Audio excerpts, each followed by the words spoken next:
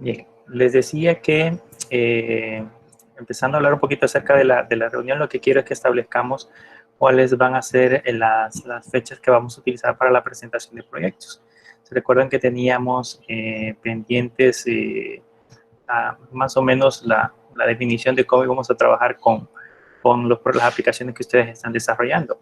Lastimosamente, por toda la situación que se dio, pues ya no vamos a poder realizar el proceso completo. Creo que ya es difícil en que ustedes vayan directamente a realizar procesos de instalación, configuración, capacitación a las empresas. Así que ya no vamos a evaluar esa parte, sino que básicamente vamos a revisar cómo ustedes tienen la parte de la aplicación. Les voy a compartir por acá mi pantalla para que ustedes puedan ver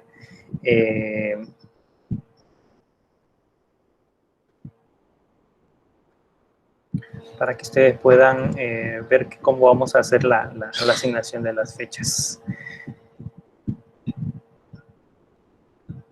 Bien, no sé si logran ver todos la pantalla. Por ahí dice asignación de fechas de exposición de desarrollo de software. ¿Todos la logran ver? Ok. Bien. Tengo acá 5 grupos, solo que hay un grupo que todavía no tengo bien definido cuál es el tema. No sé si alguno de los compañeros de José Wilfredo de España se encuentra acá, que me pueda decir cuál es el tema que van a desarrollar o con el cual están trabajando para poderlo agregar acá a la aplicación y que podamos ya definir qué es lo que van a hacer. Solo pásenme a través del chat, si gustan, alguno de los compañeros que esté con España, que me pase el nombre del tema o de la aplicación que están desarrollando. Antes de empezar, básicamente hay 5 grupos. Ahí he puesto el tema que me entregaron ustedes en los trabajos, más el representante de cada uno de los grupos. Yo lo saqué de ahí de los nombres que estaban puestos en el documento, así que esperaría que, bueno, no significa que sea realmente el propio representante. Dice control de clientes y análisis financiero. Vamos a agregarlo acá. Control de clientes, análisis financiero. Vamos a actualizar esta parte. Bueno, ahí ya aparece. Entonces, la idea es la siguiente. Las fechas en las que vamos a empezar a hacer las presentaciones iniciarán el día 28 de mayo, lo que tenemos casi 2 semanas, básicamente, para poder iniciar la presentación de los proyectos. El primer grupo, el cual todavía no está asignado, sería el 28 a las 6:30 p.m., que sería básicamente la hora en que tenemos la clase, 28 acá de día jueves. Entonces, ese día harían la presentación del proyecto. El siguiente sería el día sábado, 30 de mayo. Ese sería a las 2 de la tarde, justamente a esta hora. El día 1 de junio harían la presentación del tercer grupo. El 4 de junio, que también es jueves, sería la presentación del segundo grupo, también a las 6:30. Y el último, que sería el día sábado, 6 de junio, que sería también a las 2 de la tarde. Si al momento de asignarle las fechas hay alguno que tenga algún inconveniente, pues me lo hace saber para que podamos planificar una hora adecuada en la que puedan hacer la presentación del proyecto. La presentación va a ser siempre de la siguiente manera.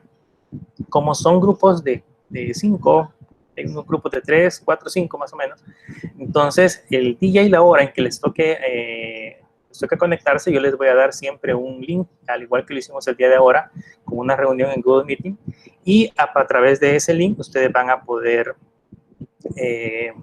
compartir una presentación, y en esa presentación ustedes van a describir un poco acerca del proyecto, hablar de qué se trata, qué es lo que han hecho,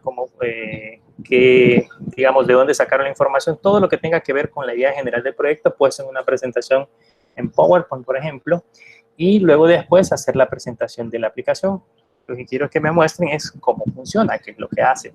No vamos a evaluar código fuente, así que no quiero que ese día me pongan ahí código de lo que ustedes han realizado. Más que todo, quiero evaluar la funcionalidad, que el sistema pueda hacer todos los procesos que el cliente les haya solicitado y que emita, por ejemplo, reportes, cómo saca los reportes, cómo se imprimen, cuáles son los procesos de validación de usuarios, entre otras cosas. Todo lo que hayan incluido dentro de la aplicación. La participación, por supuesto, tiene que ser para todos. La evaluación, de hecho, está dividida en dos partes. Una parte es individual, que es en donde ustedes van a hablar un poco acerca de su participación. Yo voy a evaluar qué tanto dominio tienen y, bueno, lógicamente, a determinar cuánto han participado en el proceso de desarrollo del proyecto. Y hay una nota de grupo, que es donde yo voy a evaluar el proyecto completo. Así que, al final de cuentas, pues vamos a tener los dos puntos, los dos elementos a evaluar. La presentación es el parcial, vale el 50%, y además de la presentación tienen que presentarme el manual de usuario, que se valdría el otro 25% del laboratorio. Entonces tendrían 50% del parcial más el manual, que vale 25% del laboratorio. Ahí tendrían el 75% de la nota de periodo, y la otra nota, que sería el otro 25%, va a ser una actividad que yo les voy a subir en estos días, que corresponde un poco a lo que hemos estado tratando en las clases prácticas. Entonces serían esas 3 evaluaciones, pero tomen en cuenta que solo la presentación del trabajo vale el 75% de la nota completa. Criterios que yo voy a evaluar en ese día, como lo vamos a hacer en videoconferencia, pues me gustaría que estuviesen, tal vez no formal, con saco y corbata y nada por el estilo, pero sí que sea una presentación un poco más agradable. O sea, no vamos a estar ahí con gorra o algo por el estilo. Hagan como que ustedes están realizando la presentación a un cliente final. Así que la presentación es importante. Les voy a evaluar un poco la facilidad de expresión, la capacidad que ustedes tengan para poder explicar todo lo que les corresponda. Les voy a evaluar qué tanto dominan acerca del tema, si lógicamente si investigaron, si fueron a la empresa y supieron extraer la información de la funcionalidad del sistema, pues sepamos cómo realizan ese proceso. Y luego, pues a cada quien yo les voy a hacer un par de preguntas y respuestas, que también va a ser parte de la evaluación que yo les voy a realizar. Esas preguntas y respuestas ya van a ser dirigidas a cada uno de los integrantes del grupo para que responda de acuerdo a lo que yo he planteado. Y ya como el trabajo en sí, hay varias cosas que siempre me gusta evaluar. La presentación y calidad de la interfase, que pues le hayan puesto un poco de dedicación a la parte del diseño, que se vea bonito. Eso significa que si lo hicieron web, por ejemplo, que tenga un menú, que tenga un login, perdón, que tenga una pantalla principal con colores adecuados, entre otras cosas. De igual manera, si lo hicieron en otro lenguaje de programación, que estén, por ejemplo, los formularios no desordenados, porque hay quienes que ponen, digamos, los cuadros de texto donde caigan, y entonces no se ve como muy estructurado o muy ordenado el documento. Así que traten de darle un poquito de presentación. Es importante que hayan procesos de validación al momento de captura de datos. Si, por ejemplo, es obligatorio introducir el nombre del cliente, por decirle algo, si es un formulario que tiene que ver con clientes, entonces que el sistema valide el proceso al momento de que se esté introduciendo ese valor. La seguridad en la aplicación es importante. Si es necesario que un sistema lleve algún proceso de verificación, en otras palabras, un usuario y contraseña. Si existieron algunos diversos niveles de usuarios que ustedes incorporaron, pues también especificar esos niveles de usuarios, entre otras cosas. Y pues la estructura general que tenga la aplicación, que genere reportes, eso es sumamente importante. Un sistema sin reportes no es un sistema viable, porque no hay manera de que yo introduzca información y pueda recuperarla o transformarla, que básicamente esa es la idea de los sistemas, que yo pueda meter datos y esos datos el sistema pueda procesarlos, transformarlos y generarme resultados que por lo general se ven en reportes. Entonces sería importante que hayan reportes que me puedan mostrar cierta información dependiendo de lo que el cliente haya solicitado. Y de ahí, pues, de lo demás requiere un poco de creatividad de parte de ustedes, que, por ejemplo, tal vez puedan incorporar mantenimiento para cambios de contraseñas de usuarios, o agregar o modificar usuarios si fuese necesario. Consideren también el uso de o al menos la metodología. Ese día traten de plantearme cuál es la metodología que vamos a utilizar para hacer el proceso de copia de respaldo, que es sumamente importante. Entonces, yo se los voy a evaluar, que ustedes me digan, no, y si nosotros hicimos una copia de respaldo y usamos la siguiente información. Entonces, por eso es importante que consideren también esa parte. Y luego, la otra parte también es que dentro de un archivo zip me van a enviar el código fuente de la aplicación más el manual de usuario, que es el que yo voy a evaluar. Entonces, ese archivo zip debe de contener toda esa información. Se la pueden enviar a mi correo, wilfredo.chacon@catolica.edu.cb. Envíenla a mi correo ya con toda esa información para que yo pueda hacer el proceso de evaluación final. Eso sería básicamente las indicaciones que tenemos para el día de la presentación. Así que esperaría que se preparen bien por cualquier cosa. No sé si tienen alguna pregunta antes de que continuemos.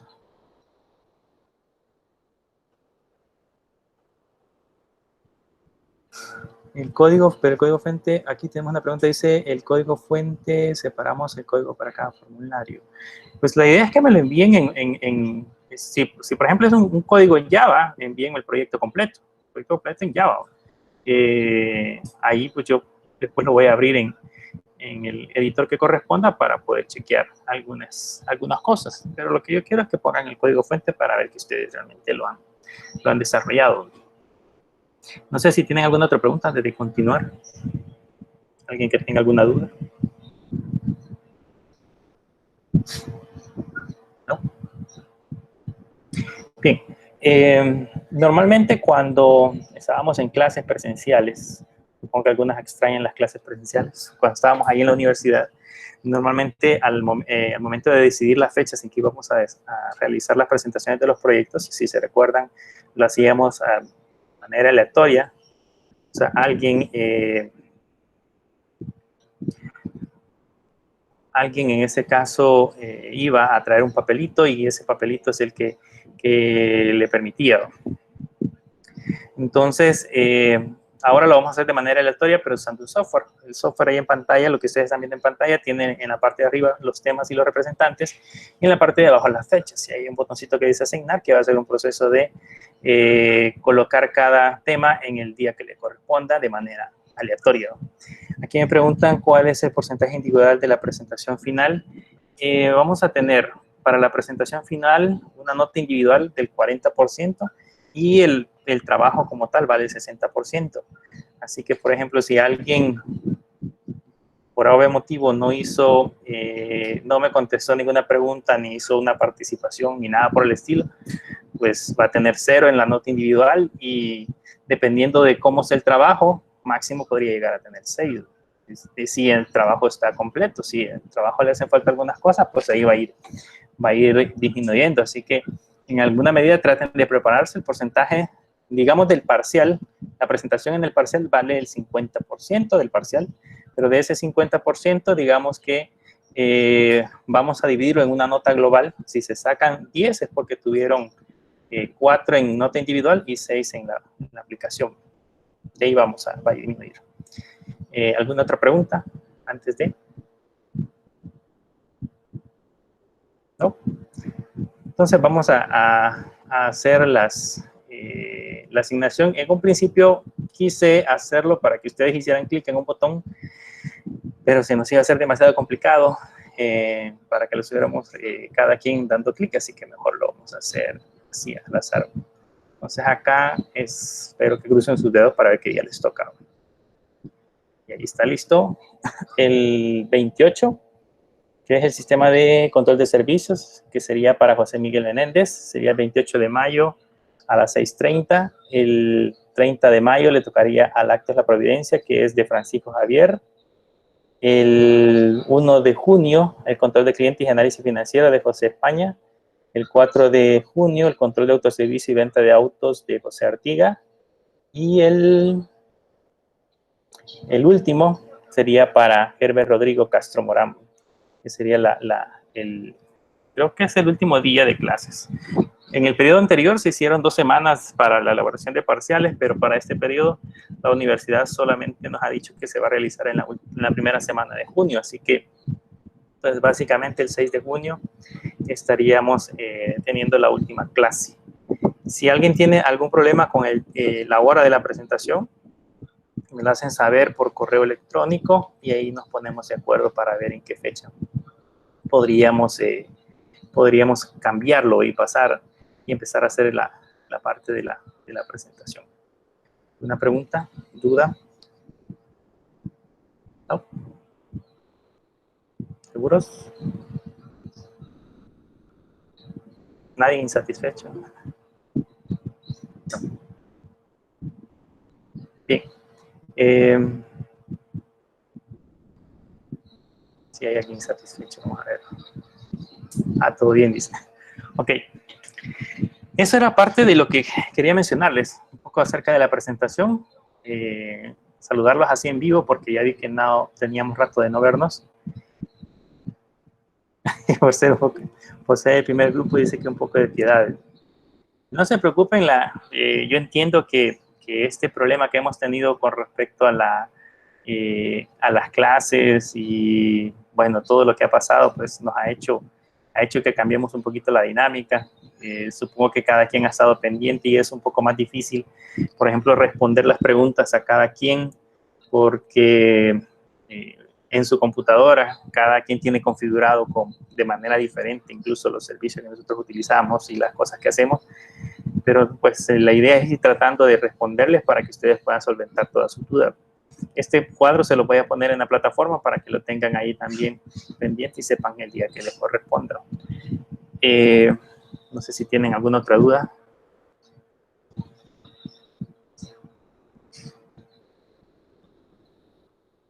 Antes que veamos lo que corresponde, díganme.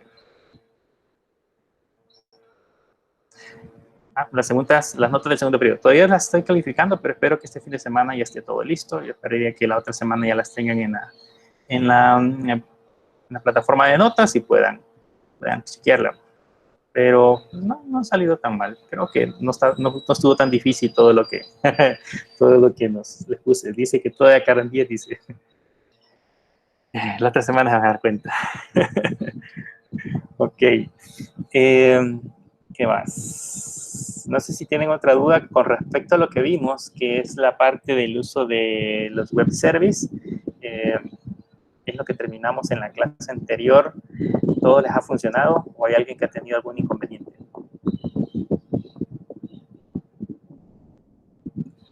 ¿No? ¿Todo está bien? Creo que hubo una persona que me estuvo preguntando varias veces, pero no lo veo. Hugo fue uno de los que me estuvo preguntando varias veces, pero no está. Ok. Bien. Vamos a empezar. Quiero ahora aprovechar que tenemos la clase en línea.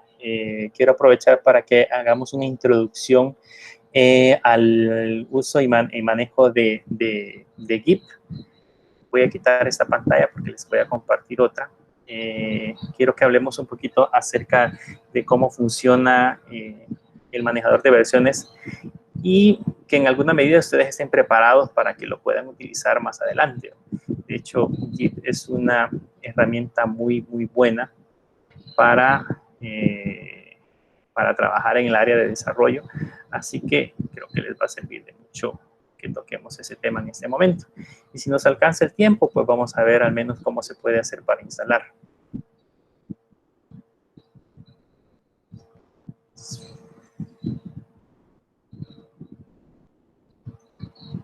Si alcanzan a ver ahora la parte de Git.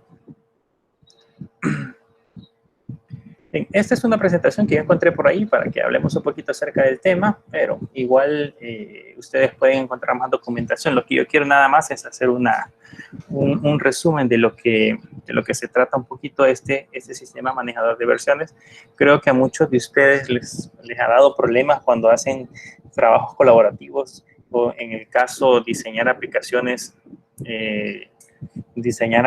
en grupo, que es difícil ponerse de acuerdo cómo es que funciona el proceso cómo es que funciona el proceso para poder en este caso, compartir datos para que todos puedan trabajar al mismo tiempo.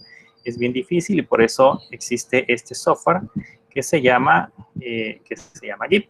Quiero hablar un poquito acerca de los conceptos de esta aplicación y, si, como les decía, si nos queda tiempo, pues hacemos el proceso de instalación. Vamos a hablar de qué es Git, quién fue el que lo inventó y algunas cosas interesantes acerca de este manejador de versiones.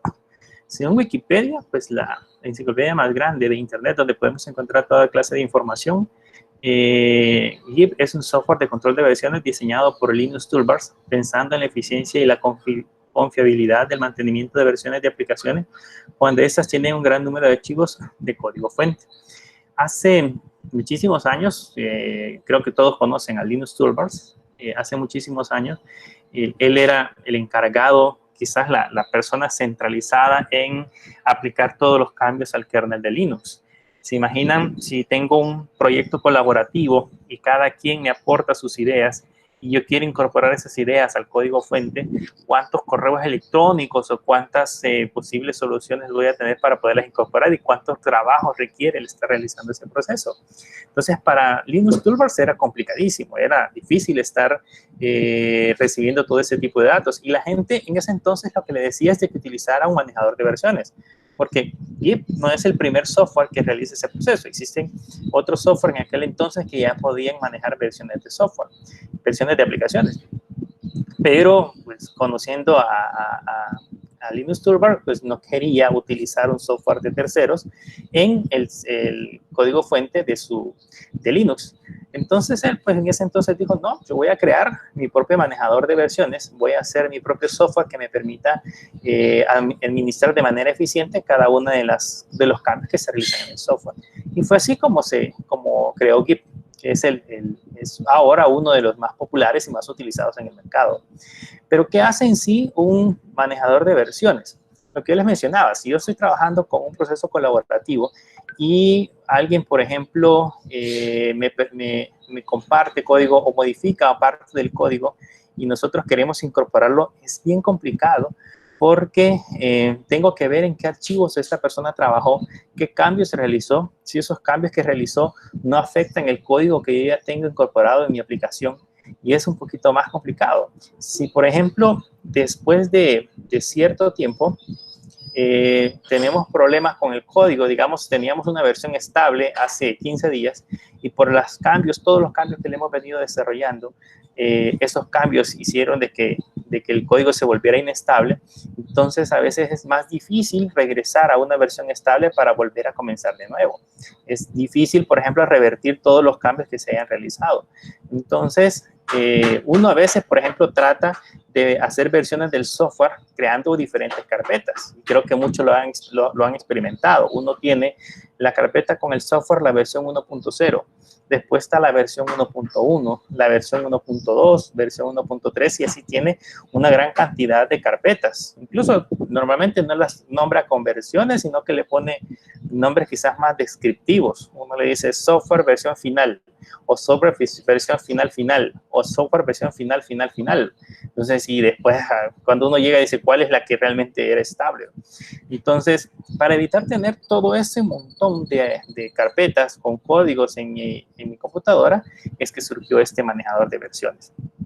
¿Qué es lo que hace él? Es manejar o controlar cada uno de los cambios que nosotros realizamos dentro de las aplicaciones e ir en alguna medida ayudándonos a que nosotros podamos ver quién realizó los cambios, dónde realizó los cambios y qué efectos tuvo ese cambio. Y si por A o B motivo en algún momento el software se vuelve inestable, nosotros sin ningún problema podemos regresar a una versión anterior en donde todo estaba funcionando bien y luego pues corregir el problema que se ha generado. Incluso tiene otra característica que la vamos a ir viendo más adelante, que tiene que ver con el uso de, se le conocen como ramas. Yo puedo trabajar en mi versión estable, la puedo tener, digamos, como mi versión en producción, y puedo tener una rama que podría ser o una versión de digamos, una copia de la versión original. Puedo hacer todos los cambios, hacer todas las pruebas en esa rama, y cuando esta rama ya esté probada, entonces yo puedo montarla sobre la rama principal. Y eso también es otra de las características que tienen este tipo de administradores de versiones, este tipo de software. Creo que ustedes han visto, más que todo cuando trabajamos con distribuciones que se publican en la web, que está la versión en producción y la versión que le llaman la release, y está la versión en prueba, y así sucesivamente tienen varias versiones. Entonces, básicamente de eso se trata, de crear como ramas de diferentes versiones. Entonces, GIP es un software libre, eso es lo importante, y gratuito. Está bajo la misma idea de Linux, y se trata de un sistema de control de versión distribuido diseñado para manejar todo, desde pequeños proyectos a grandes proyectos a gran velocidad y eficiencia. Quiero mencionarles que GIP funciona en cualquier lenguaje de programación. De hecho, todos los lenguajes de programación, el código fuente que nosotros creamos básicamente son archivos de texto.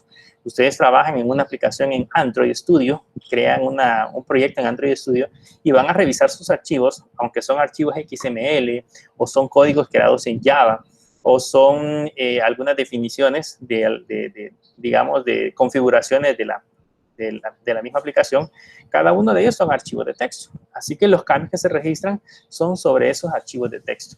También revisa cambios sobre archivos binarios. O sea, si yo monto, por ejemplo, imágenes, él puede sustituir cambios sobre imágenes que se hayan realizado. Así que podemos trabajar todo un proyecto completo. Y puede ser un proyecto simple como un proyecto muy grande. Créanme que acostumbrarse a utilizar GIP nos ayuda a quitarnos un montón de dolores de cabeza cuando nosotros estamos trabajando con proyectos colaborativos. Como les mencionaba, yo sé qué cambio hizo cada persona que está vinculada con con la aplicación en GIP que nosotros estamos desarrollando. También puede servir muy bien para que podamos controlar quiénes son las personas que están trabajando, en qué trabajaron, como para llevar un registro de las actividades que desarrolla cada uno de los que están involucrados dentro de nuestra aplicación. Entonces, eso es parte de lo que trabaja GIP. ¿Quién lo creó? Pues este señor. No sé si alguna vez ya lo habían visto. Es Linus Torvalds, allá en el año 2005. O sea, que no es, si tiene 15 años. Tiene una ventaja que hay una enorme comunidad que trabaja en base a este administrador de versiones. Sin embargo, creo que no hay muchas actualizaciones. A partir de aquí han surgido algunos elementos como, por ejemplo, GitHub. GitHub no es GIP. GitHub es un repositorio donde ustedes pueden ir a alojar sus proyectos. Hay muchos, está GitHub, está GitLab, creo que lo han escuchado, está Bitbucket, y hay otro montón de páginas en internet donde ustedes pueden encontrar un poquito de información o de cómo se implementan este tipo de proyectos. Pero GIP como tal es el software que permite administrar aplicaciones, y es el que nosotros vamos a aprender a instalar en nuestra computadora y posteriormente hacer procesos de configuración y publicación de proyecto. ¿Qué otros sistemas de control de versiones existen? Están los sistemas de control de versiones centralizados. Estos fueron creados hace muchísimos años. O sea, esta es una larga historia. Es un problema que tenían que resolver hace muchísimos años, desde 1972. Está, por ejemplo, el SCCS, el RCS, el CBS, el TeamWare, el BSS y el CBN. De estos, siendo sinceros, el único que yo he utilizado es el SVN, que es el System Version Control, que es un sistema de control de versiones un poquito más difícil que utilizar GIP. Pero estos, como su mismo nombre lo dice, son centralizados. ¿Y a qué se refiere con que son centralizados? Es que todo el proceso de manejo de versiones está en un servidor. Desde ahí nosotros podemos revisar cada uno de los proyectos y ver los cambios que se han desarrollado. Sin embargo, existen los sistemas de control de versiones distribuidos. Entre ellos está el HG, el Bazaar y el GIP, creados todos en el 2005, curiosamente. ¿Por qué son distribuidos? Porque yo puedo tener mi propio administrador de versiones en mi computadora, puedo tener todo mi proyecto alojado en la nube, en GitHub, en GitLab, en Bitbucket o en cualquier otro sistema, y mis otros colaboradores también pueden tener sus propias versiones en sus propias computadoras. Eso significa que, por ejemplo, creamos un proyecto, lo subimos a la nube, yo lo descargo en mi computadora y puedo hacer todas las pruebas, manejar todas las versiones en mi computadora sin necesidad de actualizarlo en el servidor central. Cuando yo considere que todo está bien, puedo hacer la actualización al servidor, pero mientras tanto puede estar todo alojado en mi computadora. Entonces, esa es una de las ventajas de utilizar GIP en este caso. ¿Cuál es digamos, definición de Git? Es que primero es distribuido y centralizado. Distribuido porque cada máquina puede tener instalada su propia versión, y centralizado porque puedo tener un servidor central donde yo pueda guardar toda o cada una de las actualizaciones. También tiene snapshots. Los snapshots son como la captura de cada una de las modificaciones que nosotros hacemos. Son como imágenes, si lo queremos ver así, de las capturas que nosotros hacemos en las aplicaciones. Puede manejar varios datos, varias zonas, varios estados, que ya vamos a ver de qué se trata. Puede manejar varios tipos de archivos, pero básicamente las modificaciones las trata sobre archivos de texto. O sea, deben de ser archivos de texto como tal. Pero yo puedo guardar ahí imágenes, archivos binarios que se puedan subir al repositorio. Protocolos, usa diferentes protocolos para poder transferir y comunicarse con el servidor central. Puede usar SSH, HTTP y otros protocolos que se encuentran por ahí. Y el proceso de instalación puede ser en cualquier sistema operativo, puede ser en Mac, puede ser en Windows, puede ser en Linux. En cualquiera de los tres yo puedo manejar este sistema de control de versiones. Y la ventaja es que, por ejemplo, creo que algunos ya han utilizado Xcode, que es perdón, que ya han utilizado Visual Code, que es el editor de texto de Microsoft. Ese editor de texto ya trae incorporado ciertas herramientas que nos hacen mucho más fácil diferenciar cuando nosotros hacemos un commit, cuando nosotros manejamos conversiones. Él nos dice, por ejemplo, y nos orienta incluso en qué parte de los archivos hay diferencias y cosas como esas. Así que digamos que es muchísimo más simple. ¿Qué otras cosas debemos de conocer de Git? ¿Quién lo usa? Eso es importante saberlo, porque a partir de ahí nosotros nos hacemos una referencia si es bueno o es malo. ¿Quiénes lo usan? Linux. El kernel de Linux, ustedes lo van a encontrar en los repositorios de GitHub, el KDE. El KDE es la parte gráfica de Linux. Android utiliza también Git. Drupal es como un administrador de contenido similar a Joomla, WordPress, Magento, que vemos un poquito acerca de ello, pero un poquito más robusto. Ruby on Rails, que también es un lenguaje de programación, Eclipse, Genome, PostGIS, Buildsar, Facebook, Red Hat, Microsoft, Yahoo, VMware, Twitter y una gran cantidad de empresas que ustedes van a encontrar ahí. Quiero mencionarles que, por ejemplo, todos estos tienen un espacio de alojamiento en GitHub. La página de GitHub, bueno, se lo voy a mostrar más adelante. La página de GitHub originalmente es de Microsoft. El dueño de ese sitio lo compró hace años, lo compró Microsoft. Y la mayoría de software de código abierto está publicado en esos servidores. Así que ustedes pueden ir al repositorio de GitHub y van a encontrar una gran cantidad de cosas. Lo interesante de esto es que van a entender cómo funciona GitHub. Porque como vamos a instalar Git en nuestra máquina y vamos a saber acerca de ramas, acerca de commits, acerca de versiones, acerca de usuarios, entonces van a entender muy bien cómo pueden ubicar la información en este sistema de administrador de versiones. Me preguntan entre GitHub y GitLab, ¿cuál recomiendo? ¿Cuál es el mejor? Quiero comentarles que hace algunos meses GitLab tuvo problemas con la parte de la seguridad. Estuvieron abajo los servidores y bueno, un sinnúmero de servicios en la nube que están alojados en GitLab dejaron de funcionar. Sin embargo, GitLab, si ustedes entran a GitLab, es más que un administrador de versiones.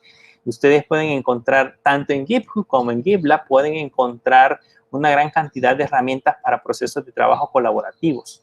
Por ejemplo, en GitLab, si yo soy jefe de proyectos, yo puedo entrar a GitLab y desde GitLab le puedo decir a cada uno de mis colaboradores cuáles son las tareas que debe desempeñar.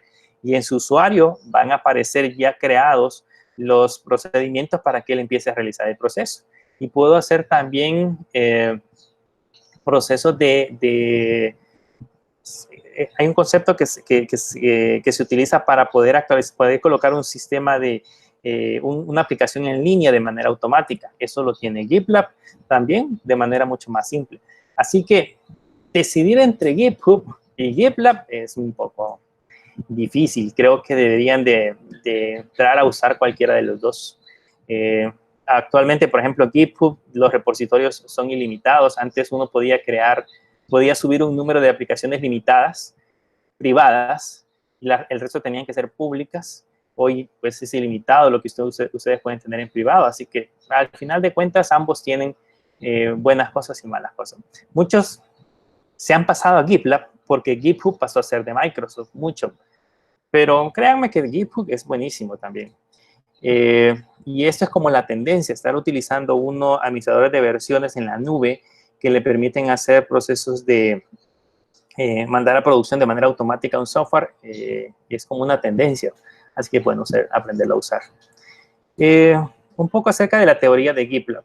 Estos son los sistemas administradores de versiones centralizados. Nosotros tenemos un server donde está, digamos, la versión 1, 2 y 3 de nuestras aplicaciones, y en cada computadora están, digamos, los archivos que nosotros estamos trabajando. Y si yo estoy en la versión 2, entonces yo estoy viendo en mi computadora archivos de esa versión. Sin embargo, si quiero, por ejemplo, ver la versión 3, hago el cambio en mi servidor y todas las computadoras, al final de cuentas, manejan la versión 3 de ese archivo. Entonces, no está descentralizado. Yo no puedo, digamos, en la computadora A ver la versión 2 y en la computadora B ver la versión 1. Tengo que ver la versión que está activa dentro del lado del servidor.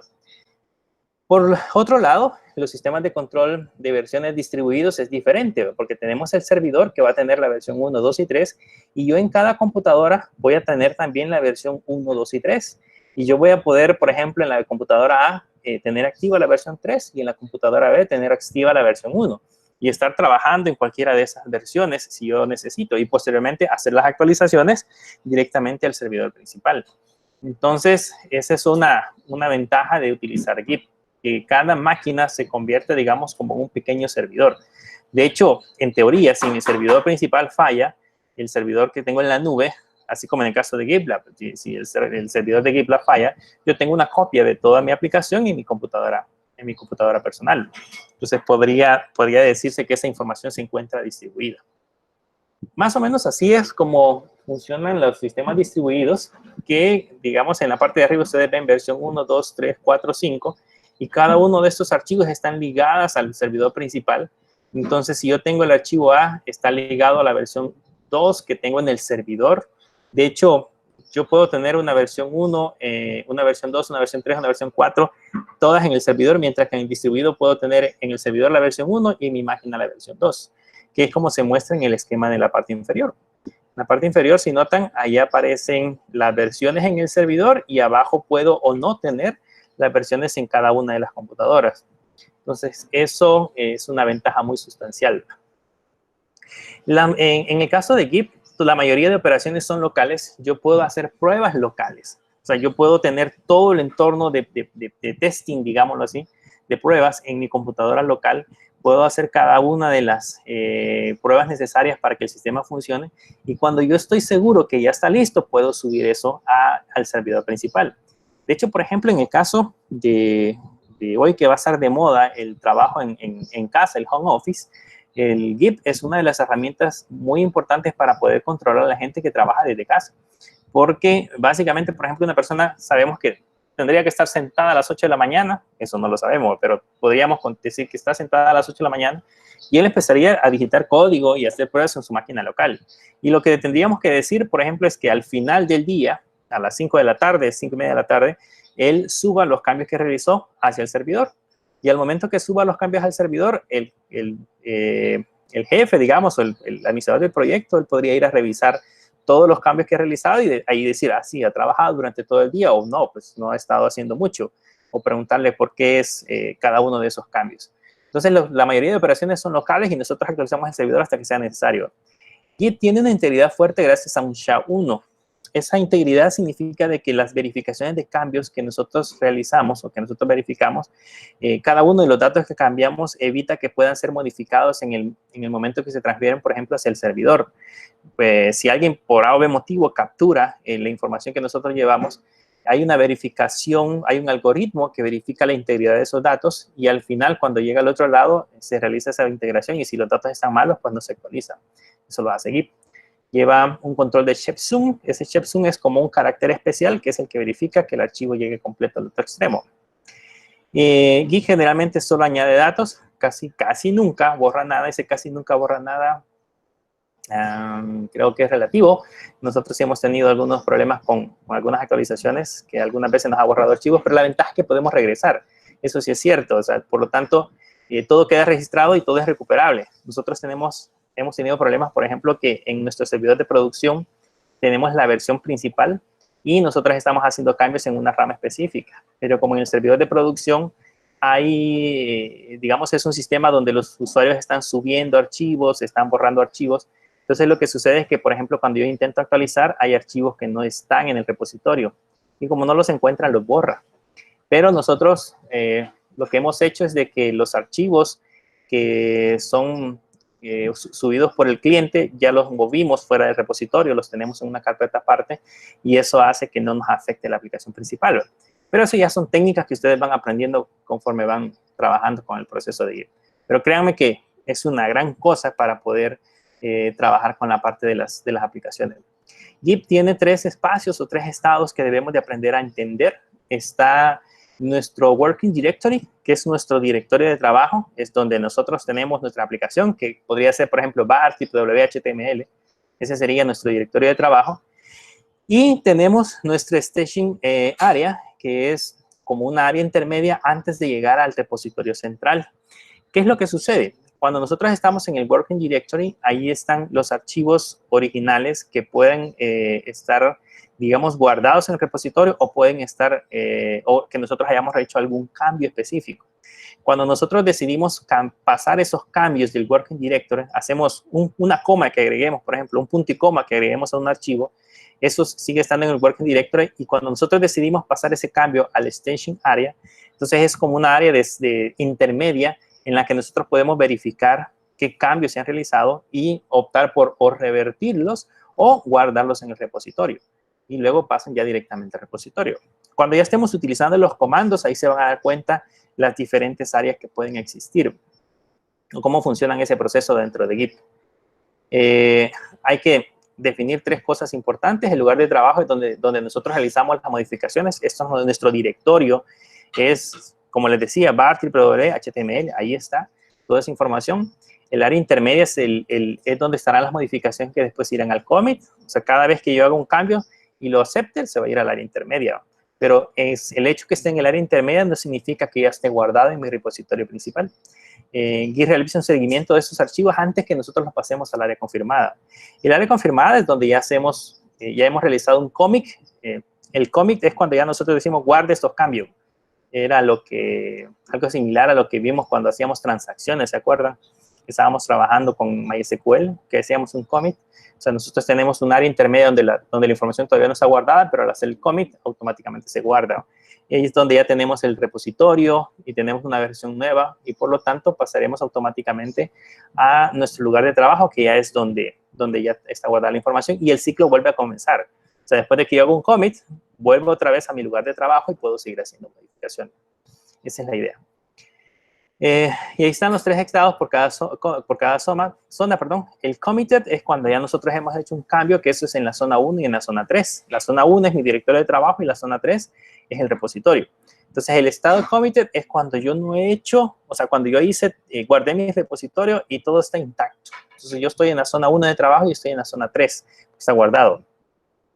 Las modificaciones es cuando nosotros hacemos cambios. Cuando modificamos cualquier cosa de los archivos, pasamos entre la zona 1 y 2, justo antes del stain, justo antes de pasar al stain. Significa de que yo hice algún cambio en mi archivo, hice alguna modificación, pero todavía no no lo he pasado al área intermedia. O sea, yo puedo decidir borrarlo o puedo decidir pasarlo. Y luego, cuando están en el staging, está preparado para un commit. Cuando ya lo pasé, yo digo, pues ahora toda esta información va a ir a un commit. Son los 3 estados que vamos a trabajar. Que básicamente es lo mismo que explica este documento. Explicárselos ahorita acá, tal vez a algunos se les va a ser más difícil, va a ser muchísimo más fácil entenderlo ya en la práctica, cuando estemos trabajando con el repositorio. Aquí hay algunas cosas que debemos entender. Esto igual lo vamos a entender, los commits, los trees, cada uno de los elementos que se manejan en el repositorio. De igual manera, eso sería ya al momento de hacer la práctica, y van a entender cómo funciona. Los cambios que se realizan. Esto funciona con la tecnología de punteros. Si alguno ha escuchado acerca de punteros, es como matrices dinámicas, digamos.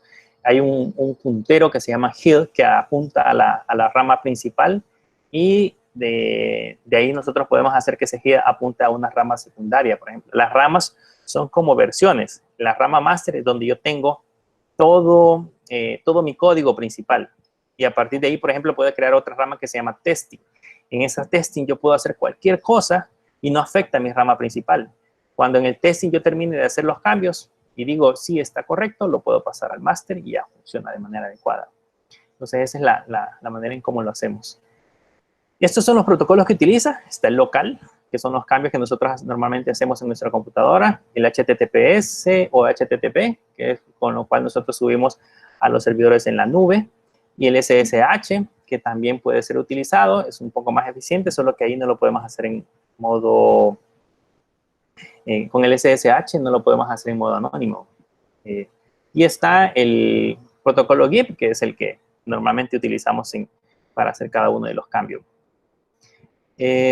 Estos son algunos conceptos que vamos a aprender ya en la parte del código, que es un commit, cómo es ese proceso de revisiones, cuáles son los elementos padres que tienen que ver con un commit. Y luego ya viene la parte de la configuración. Aquí en la parte de la configuración es donde ya trabajamos en el proceso del código. Solamente les voy a poner acá el proceso para instalarlo y que veamos cómo funciona. Y en la próxima clase yo les voy a subir ya una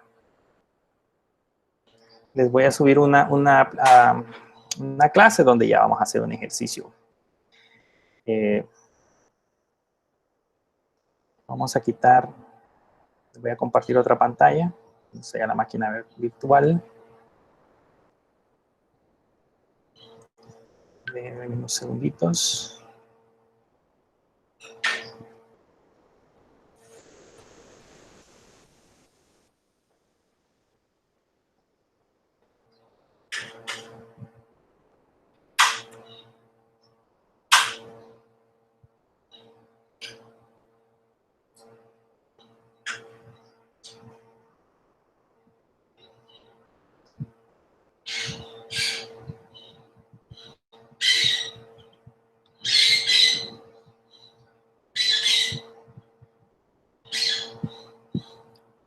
Si tienen preguntas, las pueden hacer ahí en el chat. O si alguien quiere hablar, pues puede activar su micrófono mientras preparo acá la parte de activarlo.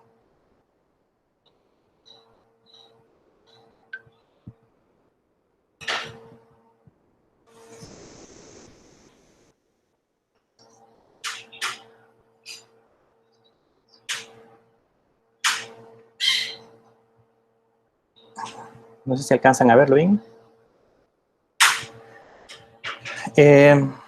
Aquí estamos en el Linux.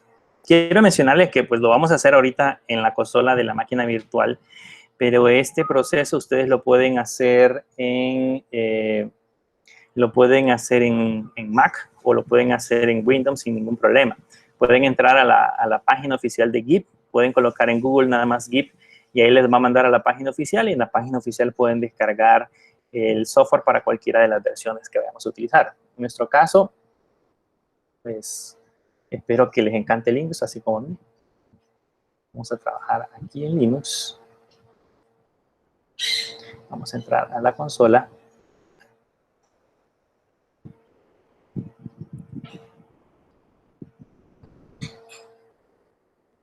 Mientras cargan.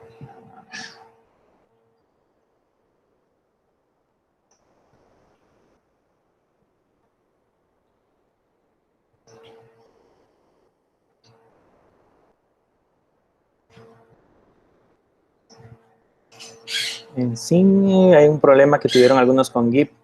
Quizás se los voy a compartir en la plataforma. Jason tuvo un problema con el uso de los web service. Le daba un error, pero básicamente era por la versión que tenía de PHP. Él tenía la versión 7 y yo estaba trabajando en la versión en la versión 5, entonces por eso les dio ese problema. Pero quizás se lo voy a subir a la plataforma para que todos lo puedan ver desde la plataforma. Solo va a ir con derechos reservados de su compañero Jason. Bien. Vamos a poner aquí, vamos a entrar como usuario superadministrador.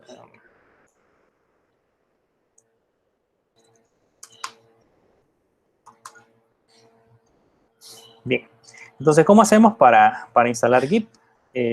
Acá, pues igual le ponemos yum install Git, como cualquier otro software que utilizamos. Ahí solamente tenemos de esperar a que el proceso se inicie la parte de la instalación.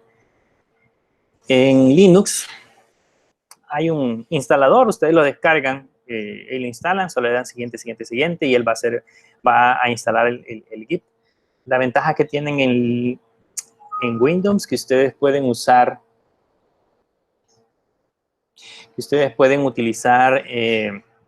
Git en modo consola y lo pueden usar en modo gráfico. Siendo sinceros, bueno, yo les voy a enseñar a usarlo en modo consola, pero he visto muchas personas que les gusta más utilizarlo en modo gráfico. Siendo sinceros, yo nunca me he acostumbrado a usarlo en modo gráfico, prefiero usarlo en modo consola. De hecho, Visual Code, ustedes lo pueden usar en modo gráfico, ahí tiene las opciones para revisar los cambios, las versiones y todo eso, pero incluso en esa parte yo creo que tengo problemas con un repositorio. Ya se lo voy a quitar. Incluso en esa parte que trabajamos en Xcode, en Visual Code, yo uso la consola. Vamos a revisar acá los repositorios.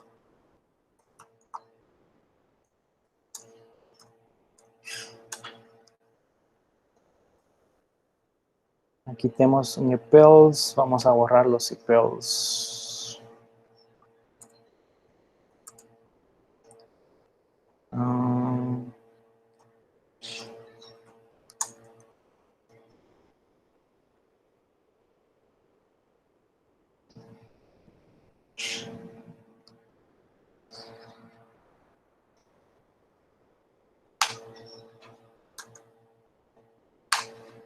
Vamos a ver si ahora.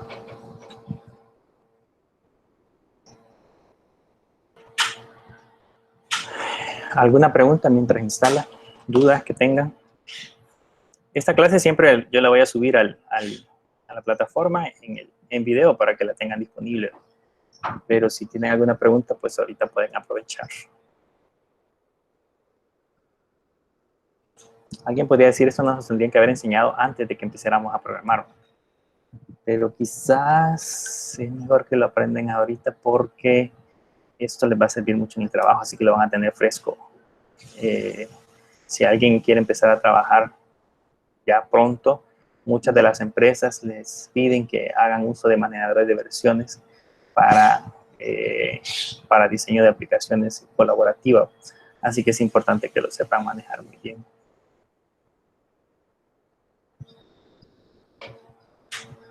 Ahí está instalando.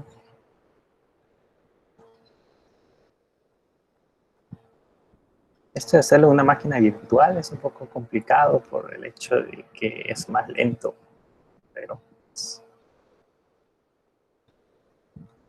tenemos también problemas con los REMI.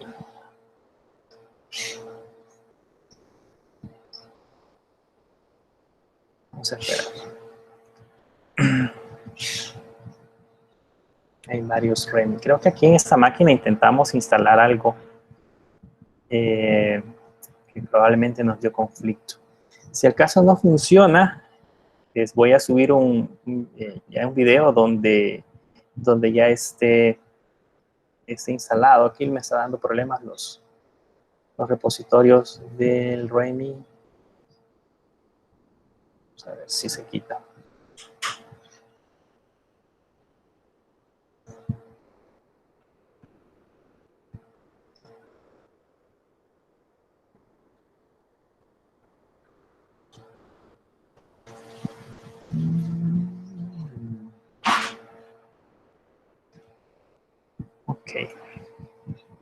Bien, inténtenlo ustedes, solamente pónganle en la aplicación el yum install git, es básicamente como si instalen CentOS, y ahí debería de empezar a descargar el manejador de versiones, y luego después de eso pueden utilizar un git --version, se los voy a poner acá, si lo quieren ver.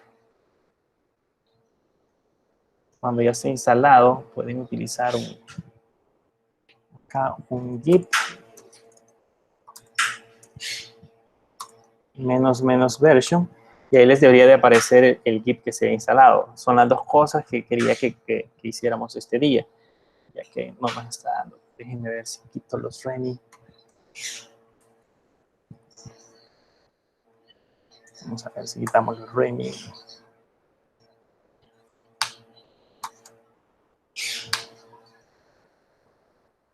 Como que me da errores.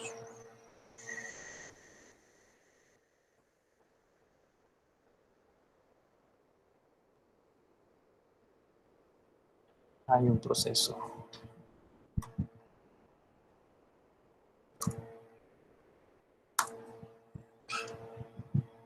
Sí, 80.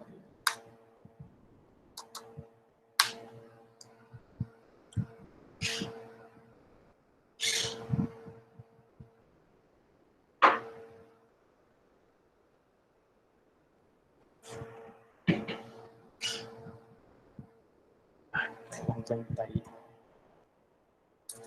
954.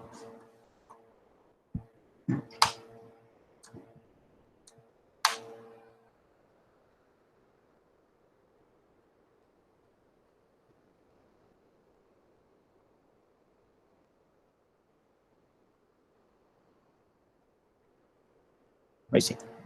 Bien, ahí ya está instalando. Quitamos los REMI y quitamos los iCloud. De hecho, Git viene en el repositorio original, así que desde ahí lo debería de estar instalando. La última versión que tenemos es la 1.831, es la última que ha sido liberada. Realmente Git no recibe tantas actualizaciones. Desde su versión original está funcionando así. Ahí nos dice que lo instalemos.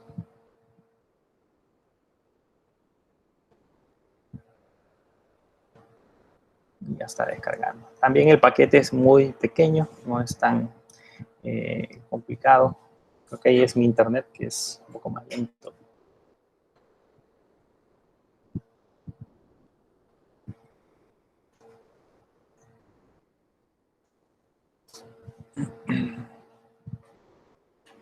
Si alguien tiene problemas con las máquinas virtuales, mi recomendación es que para hacer el ejercicio lo instalen en su máquina local Windows y desde ahí hagan los ejercicios, no hay ningún problema. Yo lo que voy a hacer es en la próxima clase les voy a decir a lo que instalen bajo Linux, bajo Windows, les voy a decir cómo utilizar la consola.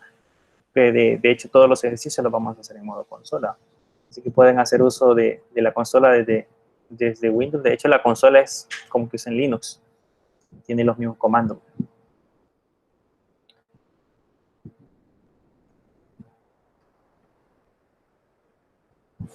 Ya está terminando de hacer el proceso de instalación.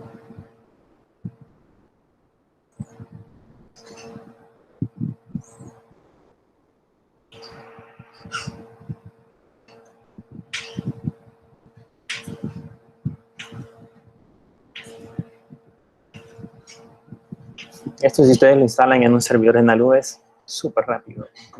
Muchas de las cosas en la nube tienen que ver con que los servidores están optimizados, entre otras cosas. Pero ya está listo. Entonces, aquí ya le ponemos git --version. Y ahí nos dice que tenemos la versión 1.831. Ya las configuraciones iniciales las vamos a empezar a realizar en la próxima clase.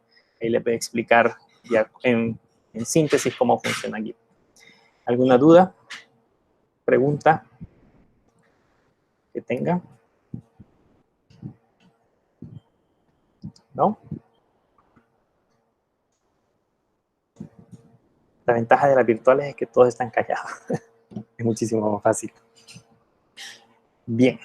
Si no hay preguntas, Bueno, espero verlos en una próxima clase. No sé si quieren que hagamos la clase siempre así en línea o prefieren que se las deje guardadas en la plataforma. ¿Alguien tiene alguna sugerencia? ¿O les gusta más que estén ahí en YouTube y las puedan ver desde YouTube? De hecho, esta clase se la voy a subir al canal para que la puedan ver desde ahí. Ok. Bien. Sin más que mencionarles, pues eso sería todo por el día de ahora. Voy a detener la parte de la grabación.